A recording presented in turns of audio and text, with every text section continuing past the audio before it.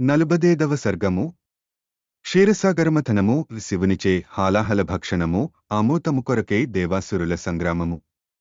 విశ్వామిత్రుడు మూదువచనములతో వినిపించిన మథుర గాథను విని లక్ష్మణునితో గుడిన రాముడు అమితాశ్చర్యమునకు లోనే ఆ మహర్షితో ఇట్లనెను. ఓ బ్రహ్మాషి, గంగ దివి నుండి భువికి అవతరించుట, సాగరమును నింపుట మొదలగు ఘట్టములతో గూడిన ఈ గంగావతరణ కథ అత్యద్భుతమైనది, మిక్కిలి శ్రేష్టమైనది, పుణ్యప్రదమైనది. విశ్వామిత్రుడు వచించిన శుభప్రదమైన ఆ కథను లక్ష్మణునితో గుడి చర్చించుచుండగా రామునకు వారికి ఆ రాత్రి తెలియకయే గడిచిపోయెను. అనంతరము ప్రశాంతమైన ప్రభాత సమయమున శత్రు సంహారకుడైన రాఘవుడు ఆహ్నిక కార్యక్రమములను ముగించుకొనియున్న విశ్వామిత్ర మహామునితో ఇట్లు నుడివెను. వినితీరవలసిన ఉత్తమగాథను వింటిమి. రాత్రి పవిత్రముగా గడిచినది. ఓ తపస్వి, ఈ కథను పూర్తిగా మననము చేయుచుండుటతో మాకు రాత్రి అంతయు క్షణమువలె గడిచిపోయినది. ఓ మునీశ్వర, నదులలో శ్రేష్టమైనదియు త్రిపథగామినియు అయిన పవిత్ర గంగానదిని మనము దాటుదము. నిరంతరము పుణ్యకార్యములయందే నిమగ్నులయుండు ఋషుల యొక్క నావ ఇచ్చటనున్నది. ఇందు చక్కని ఆసనములు ఏర్పరచబడియున్నవి. పరమ పూజ్యులైన మీరు ఇచ్చటికి వచ్చినట్లు గ్రహించి వారు పంపగా నావ త్వరితగతిని ఇచ్చటికి చేరియున్నది. అంతట విశ్వామిత్రుడు మహాత్ముడైన రాఘవుని పలుకులను విని ఋషులందరితోడను రామలక్ష్మణులతోడను గుడి నదిని దాటెను. అట్లు ఉత్తర తీరమునకు చేరిన పిమ్మట విశ్వామిత్రుడు తాము నదిని దాటుటకై తోడ్పడిన ఋషులను పూజించెను. పిమ్మట వారు గంగాతీరమున ఒక్క క్షణమాగి విశాల అను నగరమును దర్శించిరి. అనంతరము విశ్వామిత్రమునీశ్వరుడు రామలక్ష్మణులతో గుడి వెంటనే విశాల నగరమునకు చేరెను. రమ్యమైన ఆ నగరము అమరావతి వలె దివ్యముగా విరాజిల్లుచుండెను. మిక్కిలి ప్రజ్ఞాశాలైన శ్రీరాముడు విశ్వామిత్ర మహామునికి నమస్కరించి ఉత్తమమైన విశాలనగర వైభవ విశేషములను గూర్చి తెలుపుడని అభ్యర్థించెను. ఓ మహాముని, ప్రస్తుతము ఈ విశాలనగరమును ఏ రాజవంశము పరిపాలించుచున్నది? దానిని గూర్చి వినవలెనని కుతూహలపడుచున్నాను. దయతో తెల్పుడు, మీకు పుణ్యముండును. అంతటా ఆ మునీశ్వరుడు శ్రీరాముని ప్రశ్నను విని విశాలనగరము యొక్క ప్రాచీన వైభవమును గూర్చి తెలుపుటకు ఉపక్రమించెను.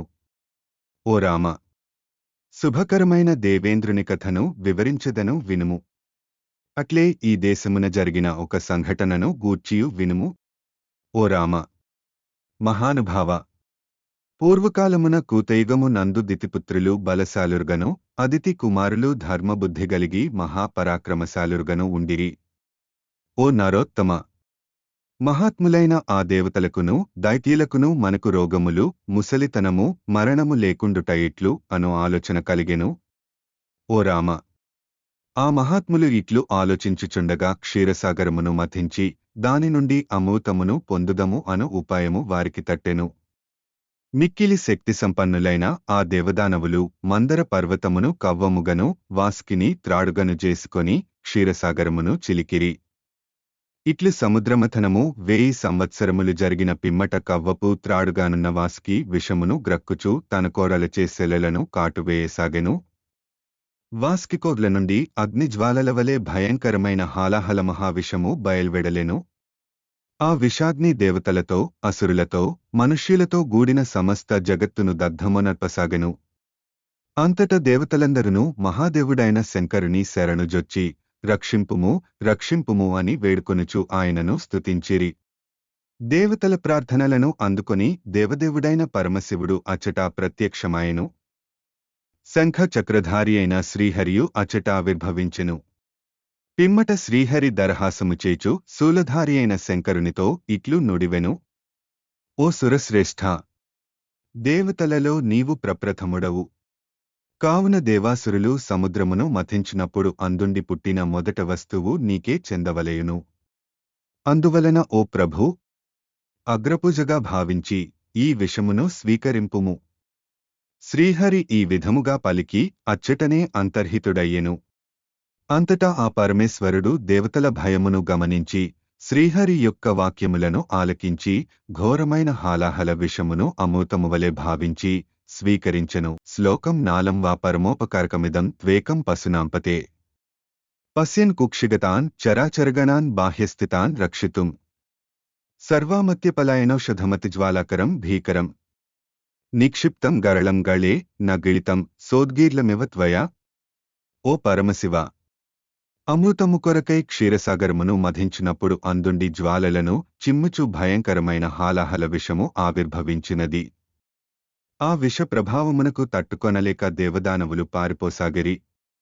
అప్పుడు నీవు ఆ భీకరగరళమును కంఠమున నిలుపుకొని ఈ బాహ్య జగత్తునగల సమస్త చరాచర ప్రాణులను కాపాడితివి.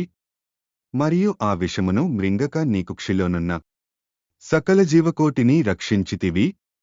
ఈ విధముగా నీవు సమస్త ప్రాణికోటికిని మహోపకారమునర్చితివి. నీ లోకరక్షణ రీతికి ఈ యుదాహరణము చాలదా? శివానందలహరి ఆ గరళమును తన కంఠమున నిల్పుకొని ఈశ్వరుడు గరళకంఠుడుగా వాసికెక్కెను. పిమ్మట ఆయన దేవతలను వీడ్కొని కైలాసమునకేగెను. మహానుభావ, ఓ రఘురామ! అనంతరము దేవాసురులు అందరును పాలసముద్రమును చిలుకుటలో నిమగ్నులైరి. ఇంతలో కవ్వముగానున్న మందర పర్వతము పాతాళమునకు దిగబడెను. అప్పుడు దేవదానవులు గంధర్వులు శ్రీమహావిష్ణువును ఇట్లు స్తుతించిరి: ఓ మహాబాహు! సమస్త ప్రాణులకు నీవే దిక్కు, విశేషించి దేవతలకు నీవే ఆధారము. ఈ మందర పర్వతమును ఉద్ధరించి మమ్ము కాపాడుము. అంతట శ్రీహరి ఆ దేవాసురుల మొరణాలకించి 1,00,000 యోజనముల విస్తృతిగల కూర్మరూపమును ధరించెను. అట్లు కూర్మావతారుడైన శ్రీహరి మందర పర్వతమును తనమూపున వహించియు సముద్రముననే ఆనందముగా శయనించెను. పృష్ఠే భ్రామ్యదమంద మందరగిరిగ్రావాగ్ర కండుయనాథ్ నిద్రాలోహ కంఠాకృతేర్భగవత శ్వాసానిలాహ పాంతు వహ యత్సంస్కార కళనువర్తనవశాత్ వేలానిభేనాంభసాం యాతాయతమతంద్రితం జలనిధేర్నాద్యాపి విశ్రామ్యతి. శ్రీమద్భాగవతము 12వ స్కంధము 13వ అధ్యాయము 2వ శ్లోకము. అప్పుడు ఆయన వీపుపై కవ్వముగా తిరుగుచున్న మందరగిరి స్పర్శ శిశువునకు నిద్రవేళ తల్లినిమురునప్పుడు కలుగుహాయవలే సుఖావహవయ్యెను. పిమ్మట విశ్వాత్ముడైన కేశవుడు పర్వతమును తన చేతితో పట్టుకొని దేవతల మధ్య తానుకడే సముద్రమును తానే చిలుకసాగెను. ఇట్లు ఇంకను 1000 సంవత్సరములు గడిచిన పిమ్మట ధర్మాత్ముడు ఆర్వేద స్వరూపుడు అయిన ఒక మహాపురుషుడు క్షీరసాగరము నుండి ఉద్భవించెను. ఆయన పేరు ధన్వంతరి. ఆయన ఒక చేతిలో దండమును మరియొక చేతిలో కమండలువును ధరించియుండెను.